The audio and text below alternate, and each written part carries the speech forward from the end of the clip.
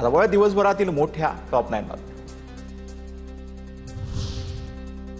मुख्यमंत्री फडणवीसांच्या वर्षा निवासस्थानी महत्त्वाची बैठक संपन्न। मुख्यमंत्री फडणवीस शिंदे अजित पवारांमध्ये तब्बल 1.5 तास चर्चा। जरांगेच्या मुंबईतील मोर्चाच्या पार्श्वभूमीवर चर्चा झाल्याची माहिती। मराठा उपसमितीच्या अध्यक्षपदी आता राधाकृष्ण विखे पाटील। जरांगेंच्या आंदोलनापूर्वी राज्य सरकारकडून मराठा उपसमितीचं पुनर्गठन।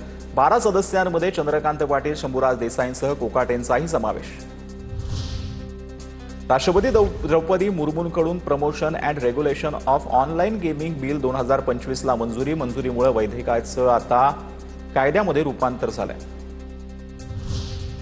ड्रीम 11 ॲपमधील सर्व पैसे काढून घ्या। ड्रीम 11 ॲपकडून नोटिफिकेशन जारी। ऑनलाईन गेमिंग संदर्भातील कायदा पारित झाल्यानंतर ड्रीम 11 कडून खबरदारी। मतदार याद्यांबाबत आमचा अभ्यास सुरू। 2 ते 3 आठवड्यात निवडणूक आयोगाला पुरावे देणार शरद पवारांची माहिती।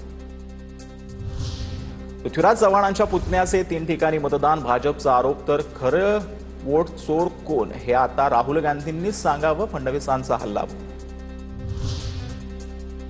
मतदार यादीतील घोळ फडणवीसांनी मान्य केला। निवडणूक आयोगात सरळ करण्यासाठी फडणवीसांनी आमच्यासोबत सामील व्हावं, जयंत पाटील यांचं वक्तव्य।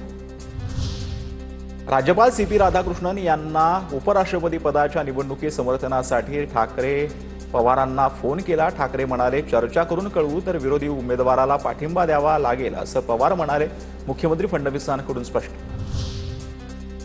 CP राधाकृष्णन यांना पाठिंबा देण्यासाठी फडणवीसांची विनंती, मात्र ते आमच्या विचारांचे नाहीत, असं पाठिंबा देणं शक्य नाही।